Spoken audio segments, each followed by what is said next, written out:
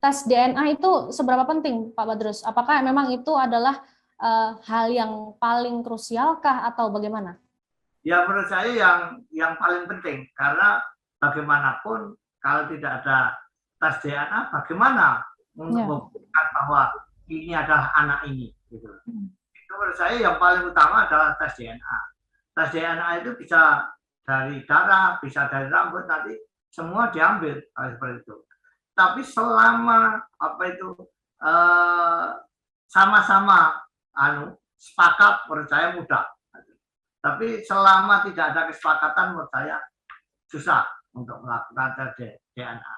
Karena apa itu? Karena itu harus semua formal, tidak bisa kemudian apa itu hanya ngambil rambutnya, ngambil itu tidak bisa. Itu harus ngambil rambutnya itu harus ada datanya, terus ngambil darahnya harus ada datanya. Tidak bisa rumah sakit seenaknya, misalnya ngambil itu harus menurut saya paling prinsip itu untuk apa itu untuk pengakuan anak. Ya, berarti memang ditegaskan bahwa tes DNA ini menjadi hal yang penting itu. Tetapi balik lagi itu atas persetujuan dari pemohon, maksud saya persetujuan dari yang dilakukan tes DNA. Kemudian Pak Badrus, kita sedikit melebar gitu dari tema dalam beberapa kasus gitu. Ada anak yang lahir di luar pernikahan yang kemudian diaku orang lain atau oleh kakek neneknya. Nah, itu bagaimana dengan proses pengakuan anaknya, Pak Badrus? Ya, kadang-kadang banyak masyarakat kita itu banyak yang keliru di situ, Pak. Mengapa? Karena kadang-kadang juga apa itu ini anaknya apa itu dilahirkan anaknya terkemudian diakui bapaknya. Ya. Kalau di sini ada neneknya, itu biasanya seperti itu. Banyak sekali di Indonesia seperti itu. Menurut saya jangan seperti itu tidak baik nanti untuk kedepannya. Pasti tentang masalah ahli waris, tentang kewarisan itu nanti jadi persoalan. Gitu. Karena kalau diakui bahwa itu adalah anak dari nenek itu, dia dapat warisan dari nenek itu, bukan siapa-siapa. Nah, kadang-kadang banyak masyarakat kita misalnya ngadopsi anak, langsung diakui anak, itu juga tidak baik. Adopsi ya adopsi aja menurut saya, itu harus seperti itu. Kalau anak betul ya anak betul ya, seperti itu. Karena kalau itu dilakukan seperti itu nanti kedepannya yang jadi persoalan, bahwa yang lainnya tidak mengakui bahwa dia anak dari bapak itu misalnya. Kemudian untuk pembagian waris itu seperti apa. Dan kalau nggak dibagi, dia harus tanda tangan di situ. Itu bagaimana? Makanya menurut saya di Indonesia, di lingkungan kita aja, sekarang banyak sekali yang seperti itu. Dan menurut saya kami mohon masyarakat jangan sampai lakukan itu. Nanti kalau ke depan keluarga jadi runyam di situ. Karena tentang pembagian waris saja. Makanya yang jadi persoalan-persoalan yang agak rumit seperti itu.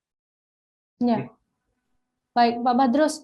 Tadi saya sempat menggarisbawahi pernyataan Pak Badrus, walaupun gugatan pengakuan anak ini dikabulkan dan diketahui memang yang digugat ini memang adalah anaknya, tapi tidak ada hubungan keperdataan dengan ayahnya. Menurut Pak Badrus sendiri, kenapa jika memang ini tidak dikatakan tidak begitu penting, kenapa masyarakat masih menginginkan atau melakukan gugatan pengakuan anak ini, Pak Badrus? Ya, menurut saya karena apa itu hubungannya itu dengan orang-orang terkenal biasanya, orang-orang selebritis, orang-orang gitu. Kalau orang-orang biasa ya jarang sekali untuk lakukan itu. Karena bagaimanapun sama-sama apa itu lakukan itu juga tidak dapat nafkah misalnya, tidak dapat warisan juga, hanya pengakuan bahwa itu adalah anak itu aja. Tapi hubungan secara keperdataan kepada bapak itu tidak bisa. Makanya kadang-kadang ya siapa tahu misalnya pejabat itu malu misalnya, kemudian diberi sesuatu mesti seperti itu. Kalau saya melihat kalau masyarakat kita yang masyarakat biasa, saya lihat tidak banyak yang lakukan itu, jarang sekali. Makanya yang sering kan hanya selebritis gitu. Ya. Sebenarnya itu adalah kesalahan dia juga, bukan. Dan mengapa dia melakukan hubungan layak suami istri di luar pernikahan? Itu aja. Baik, Pak Badrus, jika memang terbukti yang digugat ini memang adalah anaknya, tetapi ditegaskan lagi tidak ada hubungan keperdataan antara anak dan ayah. Jika memang ayahnya tidak menafkahi atau tidak memberikan biaya hidup, apakah diperbolehkan Pak Badrus atau itu melanggar? Ya nggak apa-apa, tidak ngasih nafkah nggak apa-apa, karena di situ jelas itu adalah anak dari ibu, gitu, bukan anak dari bapak, gitu. Itu sudah jelas menurut saya. Jadi tidak masalah menurut saya. Karena itu jangan jangan merasa bahwa dia melakukan seperti itu kalau nanti merasa bahwa dirinya itu benar, dia melakukan misalnya hubungan layak suami istri di luar pernikahan itu sah itu. Jadi menurut saya itu tidak bisa seperti itu. Itu tetap bagaimanapun tidak persoalan sebenarnya kalau tidak mengakui bapak itu. Itu. Baik, berarti ditegaskan memang tidak apa-apa ya Pak Badrus jika memang itu adalah anaknya, tapi tidak memberikan nafkah, itu berarti tidak apa-apa ya Pak Badrus? Tidak apa-apa, karena dari perkawinan yang tidak sah. Gitu. Baik, kemudian jika dikaitkan lagi mengenai pernikahan sirih Pak Badrus, apakah tetap sama pengaturannya kah atau bagaimana? Kalau kita menurut hukum kita, menurut saya tidak bisa, sama aja. Siri apapun itu ya tidak sah juga. Menurut agama aja, itu menurut keyakinan dia aja. Tapi kan tidak bisa dikatakan bahwa kalau pakai hukum negara kita itu dianggap sah, tidak seperti itu. Baik, kemudian jika Pak Badrus anak itu dilahirkan menikah tetapi belum dicatatkan itu Pak Badrus, kemudian dicatatkan, apakah itu masih tetap sama Pak Badrus? Ya, menurut saya sama. Itu nanti kan bisa juga misalnya bapak ibunya itu sepakat misalnya itu diangkat anak juga bisa diadopsi, tapi caranya bukan pengakuan seperti itu gitu loh. Tapi diadopsi bahwa ini sekarang tak angkat jadi anak saya misalnya, itu nggak apa-apa. Itu alternatif. Kalau nggak ada alternatif adopsi menurut saya jadi tidak bisa. Baik, berarti bisa alternatif melalui adopsi anak. Jika memang diadopsi anak itu apakah ada hubungan keperdataannya Pak Badrus? Ya, nanti secara otomatis karena ini adalah anak angkat itu harus sama dengan anak-anak biasa. Baik. Dan caranya menurut saya hanya itu, hanya diadopsi. Baik. Atau ada pernikahan terus kemudian kita lakukan permohonan asal usul anak. Itu hanya alternatif itu menurut saya, adopsi dan asal usul anak. Tapi harus ada pernikahan. Kalau nggak ada pernikahan menurut saya ya harus adopsi tadi. Baik. Mengenai permohonan asal usul anak tadi, apakah sama Pak Badrus prosesnya kah? Sama Pak, sama. Pada dasarnya kan itu pakai hukum acara perdata, jadi sama. Jadi ya ada bukti, kemudian ada saksi, itu menurut saya. Berarti memang bisa ditegaskan bahwa agar ada hubungan keperdataan antara anak dan juga ayah, ada 2 poin tadi yang diberikan Pak Badrus, yaitu dengan adopsi atau permohonan mengenai asal usul anak. Asal usul anak, baik. Itu ada pernikahan. Setelah hubungan layak suami istri, kemudian di luar itu, kemudian setelah lahir, kemudian ada pernikahan. Itu bisa diajukan permohonan asal usul anak. Berarti disertai harus ada pernikahan yang sah setelahnya, begitu Pak Badrus? Ya. Baik, Mbak Badrus mungkin bisa memberikan saran begitu terkait orang tua yang melahirkan anak di luar pernikahan, bagaimana Pak Badrus? Silakan. Ya, menurut saya makanya sebelum melakukan sesuatu itu harus dipikirkan dulu apa risikonya. Makanya kalau sudah berpikir itu, terus kemudian tidak ada solusi, ya itu harus menyadari bahwa itu adalah anak saya, terus kemudian misalnya dibuatkan akte kelahiran adalah langsung anak seorang ibu gitu.